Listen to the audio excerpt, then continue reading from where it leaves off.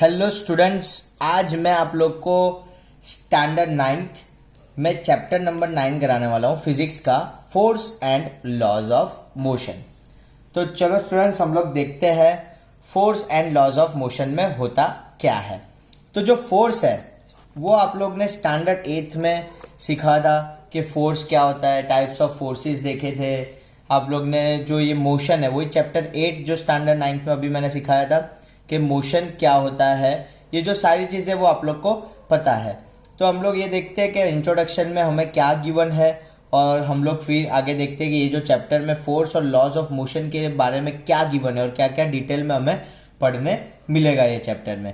चलो तो स्टूडेंट्स यहाँ पे स्टार्ट करते हैं कि यहाँ पे लिखा हुआ है कि in the previous chapter we describe the motion of an object along a straight line in the terms of position, velocity and acceleration। तो यस स्टूडेंट्स, आप लोग को ये तो पता ही है कि हम लोग ने लास्ट जो चैप्टर था उसमें पोजीशन के बारे में सीखा था, वेलोसिटी के बारे में सीखा था, एक्सीलरेशन क्या है उसके बारे में सीखा था। फिर we have show the such motion can be uniform और नॉन यूनिफॉर्म। हम लोग ने ये भी देखा था कि जो मोशंस होते हैं वो यूनिफॉर्म होते हैं, नॉन यूनिफॉर्म होते हैं। ये जो सारी चीज़ें वो हम लोग ने देखी थी। We have not yet discover what causes the motion, मतलब मोशन किस वजह से होता है ये हम लोग ने अभी तक नहीं देखा था। Why does the speed of an object change with the time, जो स्पीड होती है ऑब्जेक्ट की वो चेंज क्यों होती है वो हम लोग ने नहीं देखा था। Do all the motions require a cause, मतलब जो सारी मोशंस हो रही है उसका कोई रीजन है। What is the nature of this cause, कौन से फॉर्म में ये हो रहा है। तो ये जो सारे क्वेश्चंस हैं वो हम लोग सीखेंगे चैप्टर 9 में, force and laws of motion में। ठीक है, तो देखते हैं ये जो सारे क्वेश्चंस है उसका हम लोग को आंसर मिलेगा। चलो तो फिर हम लोग आगे जाते हैं, देखते हैं कि for many centuries the problem of motions and it causes had puzzled scientist and philosophers. मतलब यहाँ पे ऐसा बोला है कि एक मतलब बहुत सेंचुरीज से, मतलब मैनी सेंचुरीज से एक पजल रहा है, एक प्रॉब्लम रहा है कि मोशन के बारे में डिटेल में समझने के लिए। कि जो बॉल होता है ग्राउंड पे, यहाँ पे लिखा हुआ है कि a ball on a ground when given a small hit does not move for ever. मतलब एक हिट देते हैं बॉल को तो वो पूरे टाइम मूव नहीं होता, कहीं जाके स्टॉप हो जाता है। ऐसा क्यों होता है? ये पहले तो हम लोग ने ऐसा मान लिया कि एक नेचुरल स्टेट है, पर दो साइंटिस्ट है बहुत बड़े जिसका नाम है गैलीलियो एंड न्यूटन, इन्होंने बताया है ऐसा क्यों होता है। पूरा उन लोग ने मोशन के बारे में उन लोग ने बहुत सारे एक्सपेरिमेंट्स किए, उसके बाद उन लोग ने पूरा एक डिफरेंट अप्रोच दिया है टू अंडरस्टैंड द मोशन। वो हमें सीखने मिलेगा ये चैप्टर में, हम लोग देखेंगे। और आगे देखो यहाँ पे क्या लिखा है कि in our everyday life we observe that some effort is required to put a stationary object into a motion और to stop a moving object. मतलब हम लोग हमारे डेली, मतलब हम लोग रोज एक ना एक चीज़ ऐसी कुछ देखते ही है कि अगर हम लोग कोई एफर्ट लगाए कोई भी चीज़ में, अगर ये पेन है उसमें मैं अगर थोड़ा एफर्ट लगा रहा हूँ तो वो क्या हो रही है, मोशन में आ रही है। फिर यहाँ पे मैं अगर यहाँ पे मैं इससे यहाँ से मूव कर रहा हूँ, यहाँ पे स्टॉप कर देता हूँ। तो मतलब कोई भी स्टेशनरी चीज़ को हम लोग क्या करते हैं, कोई एफर्ट लगाते हैं। एफर्ट की वजह से हम लोग क्या होता है कि कोई भी चीज़ मूव होती है, ठीक है, कोई भी चीज़ मोशन में आ जाती है। स्टेशनरी होती है ऑब्जेक्ट, वो मोशन में आता है। तो ऐसा हम लोग ने देखा, ऐसा क्यों होता है। तो we ordinarily experience this and muscular effort, क्योंकि हम लोग वहाँ पे हमारा एक मस्कुलर एफर्ट लगाते हैं। वो मस्कुलर एफर्ट के वजह से कोई भी चीज़ जो होती है वो हम लोग अगर उस पर पुश करते हैं या फिर पुल करते हैं, यहाँ पे जैसे कि बताया, देखो इसमें हम लोग इसको पुश कर रहे हैं, ये ड्रॉवर को खींच रहे हैं तो दैट इज़ अ पुल। या हॉकी से देखो यहाँ पे ये गर्ल जो है वो उसको हिट कर रही है। तो ये जो सारी चीज़ें हम लोग करते हैं एवरीडे लाइफ में, उसके वजह से कोई भी स्टेशनरी चीज़ होती है ना, वो क्या हो जाती है, मोशन में आ जाती है। ठीक है, that is called a muscular effort. Okay students, फिर the concept of force is based on this push, hit और पुल। मतलब ये जो कॉन्सेप्ट होता है फोर्स का वो क्या होता है कि वो किस पे डिपेंड होता है, तो ये तीन चीज पे डिपेंड होता है, एक तो पुश, पुल एंड हिट। ठीक है, फिर आगे देखेंगे कि let us know now ponder about the, मतलब फोर्स क्या होता है उसके बारे में हम लोग डिटेल में देखेंगे कि let us now ponder. In fact no one has seen, tested और फील्ड अ फोर्स। हमें पता है किसी ने इसको टेस्ट नहीं किया, किसी ने देखा नहीं है और किसी ने उसको मतलब फेल्ट नहीं किया। मतलब हम लोग सिर्फ समझ सकते हैं, हम लोग फील कर सकते हैं कि वी ऑलवेज सी और feel the effect of a force, मतलब हाँ यहाँ पे फोर्स लगा, किसी ने हमें धक्का दिया, कहीं हमने क्या किया, तो हम लोग हमेशा फील कर सकते हैं. It can only be explain by describing what happens when a force is applied to object. मतलब इसको डिस्क्राइब कर सकते हैं कि इसने फोर्स लगाया तो ये चीज मूव हो गई, इसने फोर्स लगाया तो ये चीज यहाँ पे आ गई. ठीक है, ये सारी चीजें हम लोग सिर्फ हमेशा दे सकते हैं और कर सकते हैं. इट कैन ओनली बी, वो तो मैंने बताया. फिर देखेंगे pushing, hitting and pulling of the object are all ways of bringing objects in motion. ये जो है, ये जो तीन चीज हम कर सकते हैं कि पुशिंग, हिटिंग एंड पुलिंग. ये तीन चीज से हमें हमेशा कोई भी ऑब्जेक्ट जो है ना उसको हम लोग मोशन में लेके आ सकते हैं. They move because we make force act on. ये क्यों वो मूव हो जाती है, वो मूव क्यों होती है, क्योंकि हम लोग उसके ऊपर फोर्स लगाते हैं. ठीक है स्टूडेंट्स. फिर यहाँ पे आगे देखो नेक्स्ट पैराग्राफ में, from your studies in earlier classes you also familiar with the fact that a force can be use to change the magnitude of the velocity of the object और to change the direction of the motion. We also know that a force can change the shape and the size of the object. ये जो paragraph है, ये paragraph में हमें क्या समझाया है कि कोई भी ऑब्जेक्ट होता है ना, उसकी जो स्पीड होती है, दैट इज यहाँ पे लिखा गया मैग्नीट्यूड ऑफ द वेलोसिटी. जो उसकी वेलोसिटी होती है ना, वो हमेशा हम उसको इंक्रीज कर सकते हैं या डिक्रीज कर सकते हैं. कैसे इंक्रीज कर सकते हैं कि कोई ऑब्जेक्ट मूव हो रहा है, उसको ज्यादा फोर्स लगाएंगे तो वो ज्यादा स्पीड से मूव होने लगेगा. अगर कोई चीज मूव हो रही है, उसके बीच में हम लोग अगर कोई ऑब्जेक्ट लेके आ जाएंगे तो वो स्लोली स्लोली मूव करने लगेगा. जैसे कि कार है, एक्सेलरेट करते तो फास्ट मूव होती है, ब्रेक लगाते तो धीरे हो जाती है, एक्सेलरेशन में और एक्सेलरेट करते तो और ज्यादा फास्ट होती है. तो वो क्यों होता है, क्योंकि हम लोग उसके ऊपर फोर्स लगाते हैं. फिर यहाँ पे और एक चीज बताइए कि जो फोर्स होता है ना वो उसकी साइज और शेप चेंज कर सकता है. हाँ, तो उसके एग्जांपल यहाँ पे दो एग्जांपल दिए. अ spring expands on application of force. Yes, यहाँ पे देखो फर्स्ट फिगर कि स्प्रिंग को अगर आप लोग खींचोगे, अगर स्प्रिंग को खींचोगे तो वो एक्सपांड होगी, तो उसका जो शेप होगा वो क्या हो जाएगा, चेंज होगा. यहाँ पे दिखाओ a spherical rubber ball belongs oblong has be apply force on it. मतलब यहाँ पे अगर हम लोग ये जो रबर का बॉल है उसको दबाएंगे, मतलब उसके ऊपर अगर फोर्स अप्लाई करेंगे तो क्या हो जाएगा स्टूडेंट्स, हम लोग अगर इसके ऊपर फोर्स अप्लाई करेंगे तो उसका जो शेप है वो ओरिजिनल शेप में से दूसरा शेप जो चेंज हो जाएगा. मतलब फोर्स से हम लोग शेप्स भी चेंज कर सकते हैं, साइज भी चेंज कर सकते हैं, स्पीड, मैग्नीट्यूड ऑफ वेलोसिटी है उसको इंक्रीज और डिक्रीज भी कर सकते हैं. तो ये जो पैराग्राफ है इसमें से आप लोग फोर्स के बारे में आपको ये तीन चीजें पता चलेगी. First is magnitude of the velocity can also change, shape also can change and the size can also change. तो ये आप लोग नोटबुक में नोट डाउन कर सकते हो स्टूडेंट्स कि जो फोर्स होता है ना, फोर्स से हम लोग ये तीन चीज को चेंज कर सकते हैं और उसको मोशन में लेके आ सकते हैं. ठीक है, और फोर्स किस तीन चीज में डिस्क्राइब हो सकता है, तो ये तीन चीज में फोर्स को डिस्क्राइब कर सकते हो.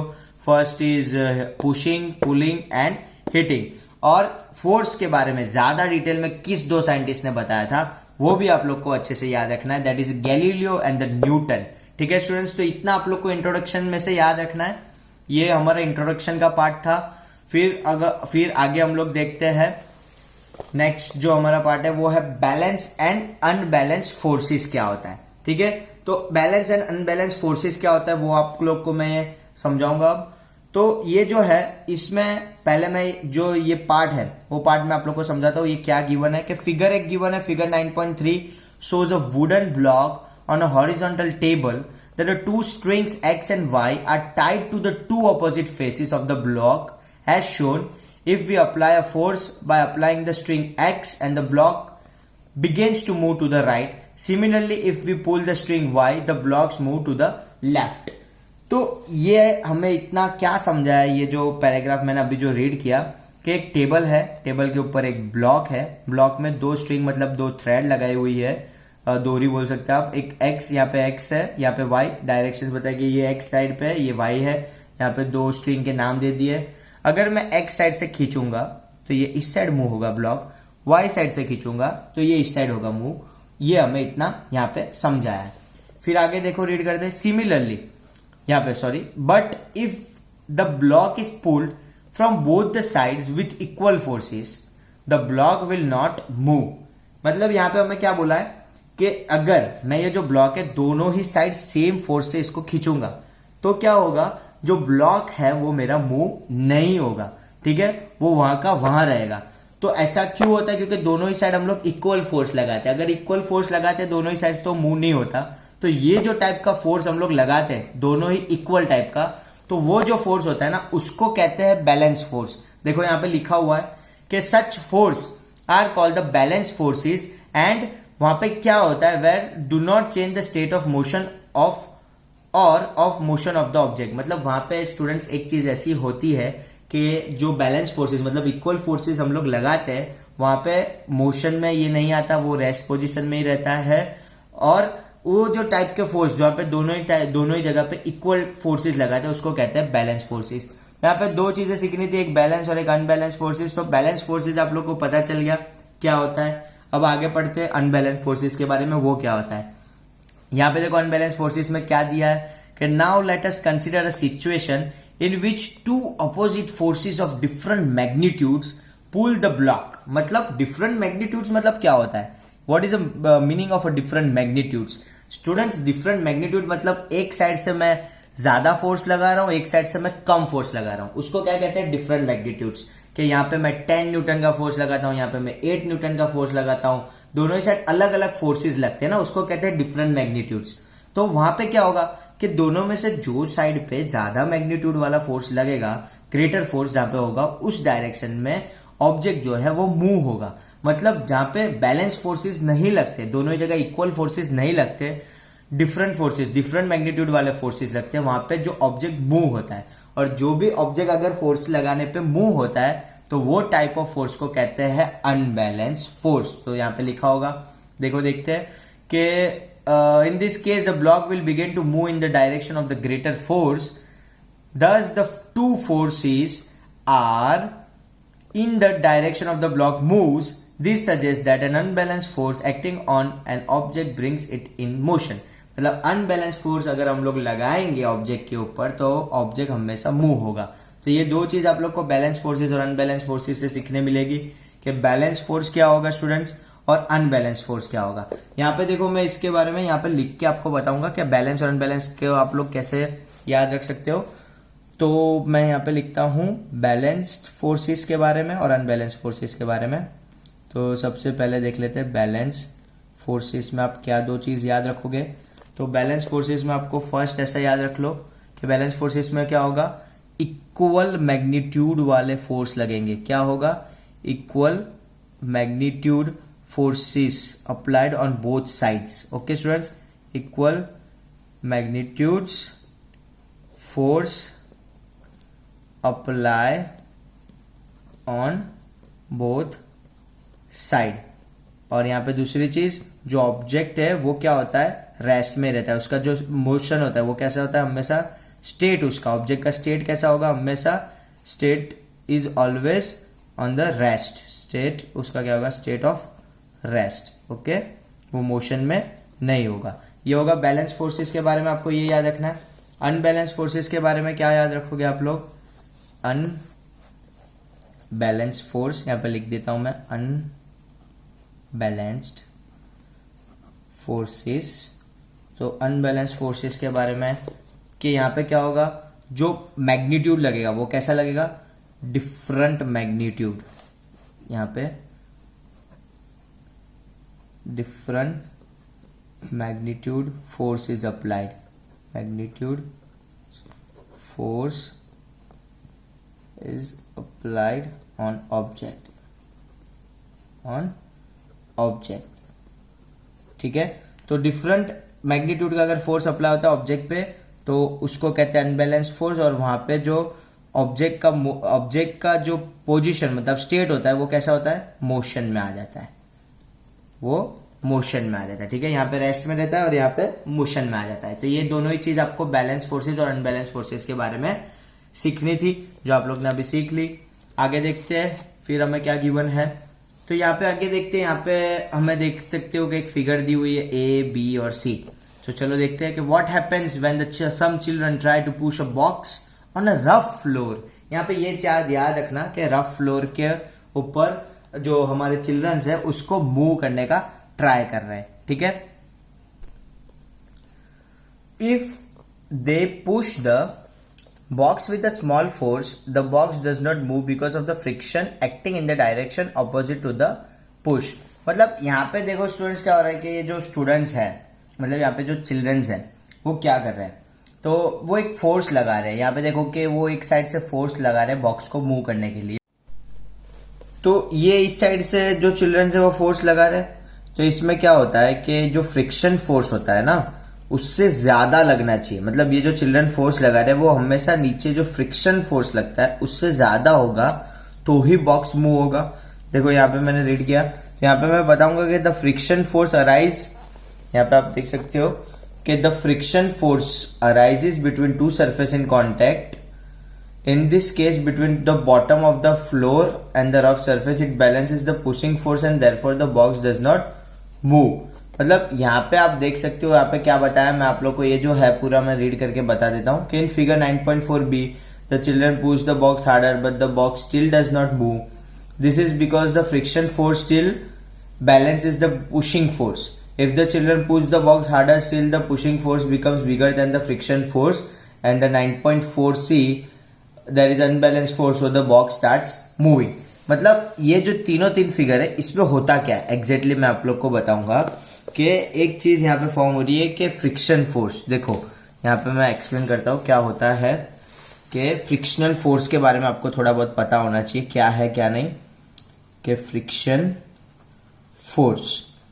तो फ्रिक्शन फोर्स कैसे लगता है, कहाँ लगता है? तो स्टूडेंट्स देखो फ्रिक्शन फोर्स ऐसी चीज है कि जो हमारा बॉडी है, मतलब हमारा यहाँ पे जो बॉक्स है वो क्या लगा रहा है, वो खुद एक फोर्स है जो हमारे the bottom of the box and floors के रफ सरफेस वो खुद लगाता है। द फ्रिक्शनल फोर्स क्या है, हमारा जो ऑब्जेक्ट वो खुद एक फोर्स अप्लाई करता है। The object itself apply a force, object itself apply a force, ठीक है। तो ऑब्जेक्ट जो खुद अप्लाई करता है एक फोर्स उसको कहते हैं फ्रिक्शनल फोर्स, ठीक है। तो अब फ्रिक्शनल फोर्स क्या होगा स्टूडेंट्स, अगर फ्रिक्शनल फोर्स बॉक्स का जो है वो खुद लगा रहा है, ठीक है, उसके सरफेस से, तो फ्रिक्शनल फोर्स और हम लोग जो ये चिल्ड्रंस फोर्स लगा रहे हैं वो दोनों सेम है तो बॉक्स मूव नहीं होगा। बी में अगर हम लोग और ज्यादा फोर्स लगाते हैं तो फ्रिक्शनल फोर्स भी उसके उतना इक्वल ही और ज्यादा लग रहा है तो भी वो मूव नहीं होगा। फिर सी में आप देखो कि और ज्यादा फोर्स लगा रहे हैं चिल्ड्रंस, तो और ज्यादा फोर्स यहाँ पे लगाएंगे तो क्या होगा, बॉक्स मूव होगा। क्यों? क्योंकि जो फ्रिक्शनल फोर्स लग रहा है वो उससे जो पुशिंग फोर्स है वो ज्यादा है। अगर वो उससे ज्यादा है जो फोर्सेस क्या हो जाते हैं, अनबैलेंस हो जाते हैं, और अनबैलेंस हो जाते हैं उसके वजह से वो मूव होता है, ठीक है। तो आप लोग को ये कॉन्सेप्ट, ये जो फिगर ये जो है उसमें से आपको क्या समझना है कि फ्रिक्शनल फोर्स से ज्यादा अगर पुशिंग फोर्स होता है तो जो ऑब्जेक्ट होता है वो मूव होता है, ठीक है स्टूडेंट्स। फिर यहाँ पे क्या लिखा हुआ है कि what happens when we ride a bicycle, when we stop pedalling the bicycle begins to slow down. ये तो होता ही है कि अगर हम लोग साइकिल चलाते हैं और पैडल मारना बंद कर देते हैं तो जो साइकिल की स्पीड होती है वो स्लो हो जाती है। तो ऐसा क्यों होता है? This is again because of the frictional force acting opposite direction of the motion.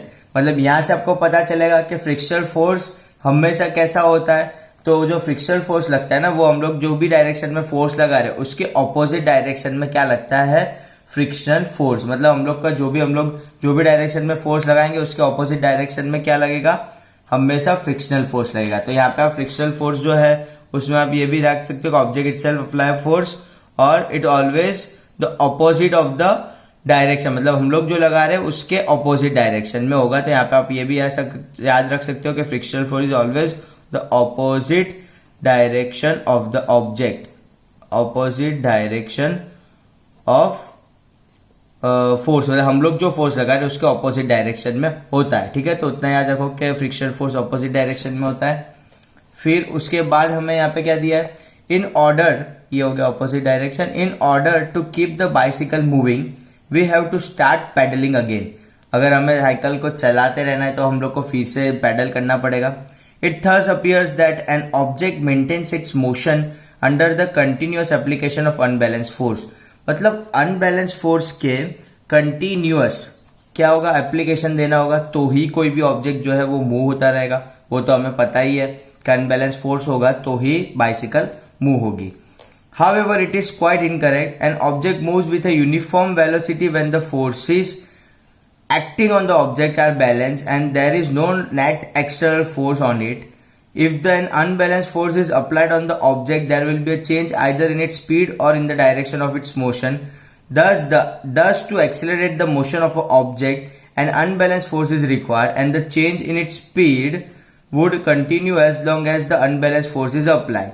However, if this force is removed completely, the object would continue to move with the velocity it has acquired till then. मतलब यहाँ पे हमें क्या समझाया है कि ये जो पूरा पार्ट है वो पार्ट में हमें ऐसा समझाया है कि स्टूडेंट्स के हम लोग अगर कोई भी चीज में फोर्स लगाते हैं, ठीक है, तो जब तक उसके अंदर जब तक वो ऑब्जेक्ट के अंदर वो फोर्स लगा रहेगा तब तक वो ऑब्जेक्ट होगा, जब तक वो जो फ्रिक्शनल फोर्स है और हमारा जो फोर्स है वो दोनों ही बैलेंस नहीं हो जाते तब तक वो ऑब्जेक्ट मूव होता रहेगा। अगर वो दोनों एक बार बैलेंस हो गए तो वो जो ऑब्जेक्ट है वो क्या होगा, स्टॉप हो जाएगा।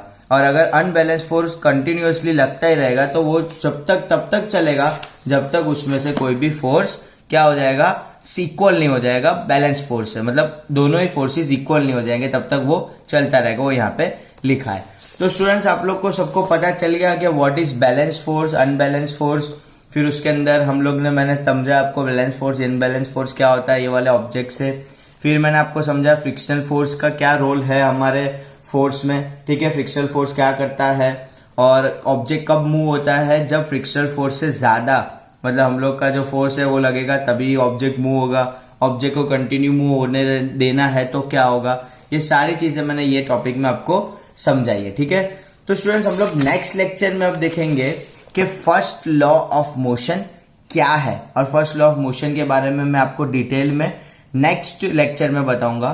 तो आपको ये लेक्चर में जो भी मैंने समझा है उसकी आपको खुद नोट्स बनानी है और मुझे सेंड करना आप लोग। तो आप लोग को कैसा समझ में आया क्या है, सारी चीजें आप लोग को मुझे बतानी है। Okay, thank you students. और ये मेरी जो चैनल है उसको लाइक कर देना, सब्सक्राइब कर देना, तो इसके बाद का जो नेक्स्ट वीडियो आएगा वो डायरेक्टली आप लोग को पता चल जाएगा। तो उसको सब्सक्राइब जरूर कर लेना।